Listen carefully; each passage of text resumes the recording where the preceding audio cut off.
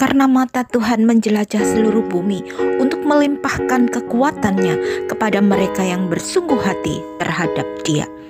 Ujian, masalah, tantangan yang terjadi di dalam kehidupan kita bukan sebagai hukuman bahwa kita telah berbuat dosa, tetapi untuk menjadikan kita lebih kuat, tetap teguh berdiri setelah kita menyelesaikan pertandingan kita di dalam dunia yang gelap dan penuh noda dan dosa ini. Ketika tiba-tiba seakan-akan semuanya berubah, masalah, sakit penyakit, penderitaan tiba-tiba menerpa kehidupan kita. Apakah reaksi kita?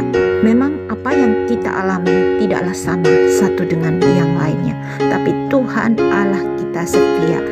Tuhan Allah lebih mengetahui diri kita, lebih dari kita mengetahui diri kita sendiri. Dia mengetahui kekuatan kita yang tidak seberapa, dan Dia tahu takaran setiap kita. Firman Tuhan, pencobaan-pencobaan yang kamu alami ialah pencobaan biasa yang tidak melebihi kekuatan manusia. Allah itu setia dan tidak akan membiarkan kamu dicobai melampaui kekuatanmu. Pada waktu kamu dicobai, Ia akan memberikan kepadamu jalan keluar sehingga kamu dapat menanggungnya.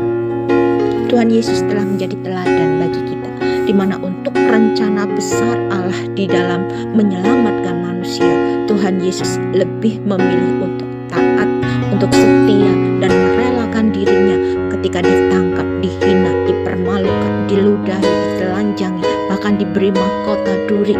Tuhan Yesus tetap taat dan setia, bahkan setia sampai mati di atas kayu salib. Ketika Tuhan Yesus hendak ditangkap di Taman Getsemani, salah seorang muridnya berusaha untuk membela Tuhan. Tetapi apa kata Tuhan Yesus? Ataukah sangka bahwa aku tidak dapat berseru kepada Bapa-Ku supaya Ia segera mengirim lebih dari 12 pasukan malaikat membantu aku? Jika begitu, bagaimanakah akan digenapi yang tertulis bahwa harus terjadi demikian? Dan melalui semuanya itu, Tuhan Yesus telah belajar untuk menjadi taat dari apa yang telah dideritanya.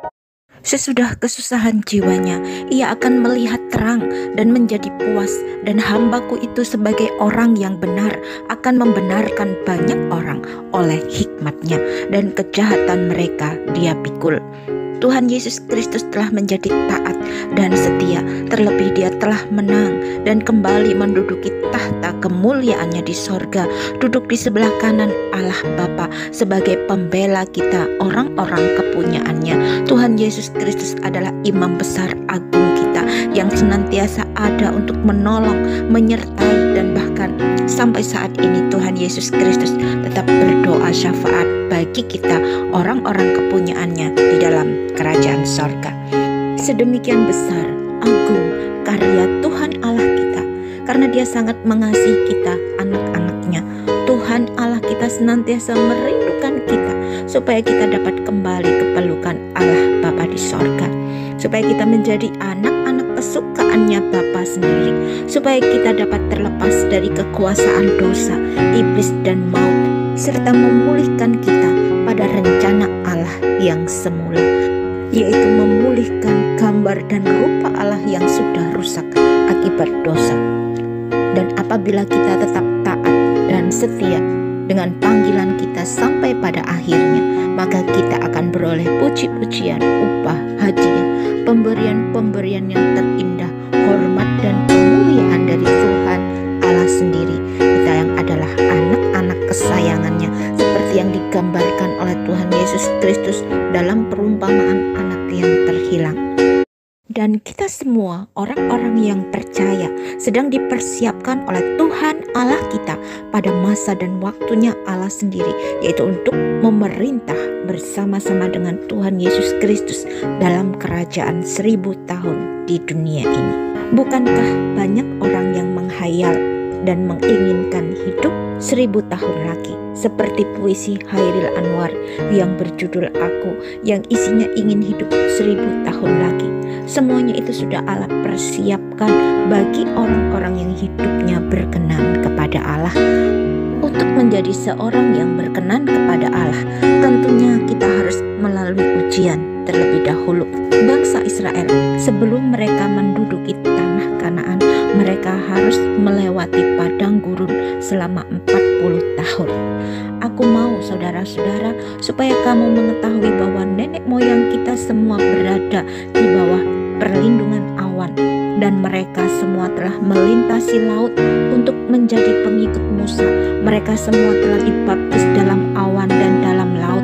Mereka semua makan makanan rohani yang sama, dan mereka semua minum minuman rohani yang sama, sebab mereka minum dari batu karang rohani yang mengikuti mereka, dan batu karang itu ialah Kristus. Sungguh pun demikian, Allah tidak berkenan kepada sebagian besar dari mereka. Itulah sebabnya mereka dibinasakan di padang gurun. Tetapi sekalipun Allah tidak berkenan kepada sebagian besar dari bangsa Israel, tapi Allah kita itu adalah Allah yang baik adanya. Karena selama masa padang gurun, Allah tetap memperhatikan bangsa Israel. Allah tetap melindungi secara supranatural, sekalipun perbuatan mereka telah mendukakan hati Allah. Allah telah murka kepada bangsa Israel selama 40 tahun.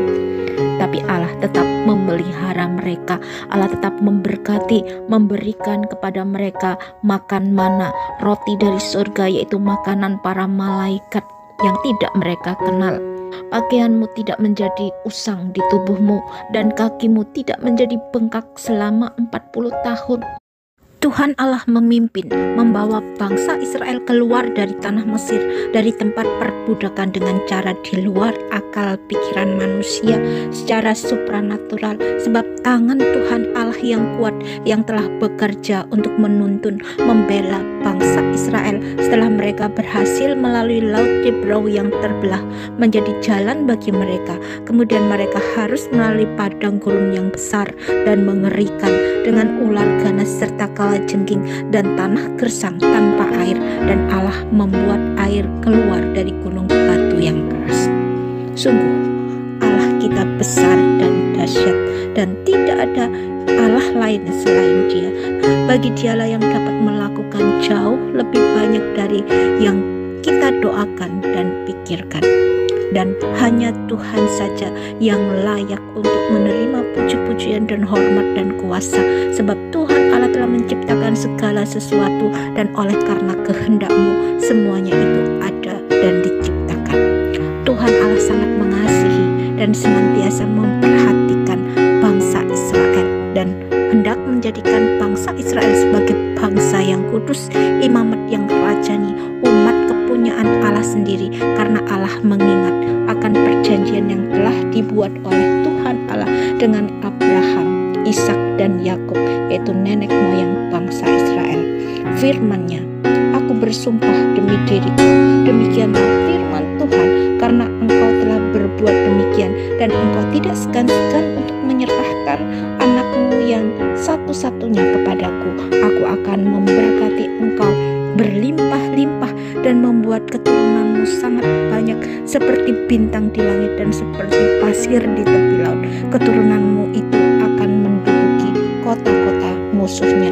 Oleh keturunanmu semua bangsa di bumi akan mendapat berkat, karena engkau mendengarkan firman-Ku.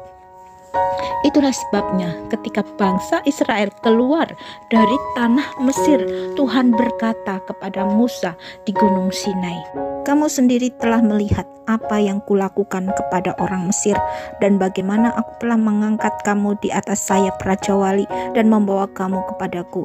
Jadi sekarang, jika kamu sungguh-sungguh mendengarkan firman-Ku dan berpegang pada perjanjian-Ku, kamu akan menjadi milik kesayangan-Ku dari antara segala bangsa, sebab seluruh bumi adalah milikku. Kamu akan menjadi kerajaan imam dan bangsa yang kudus bagiku.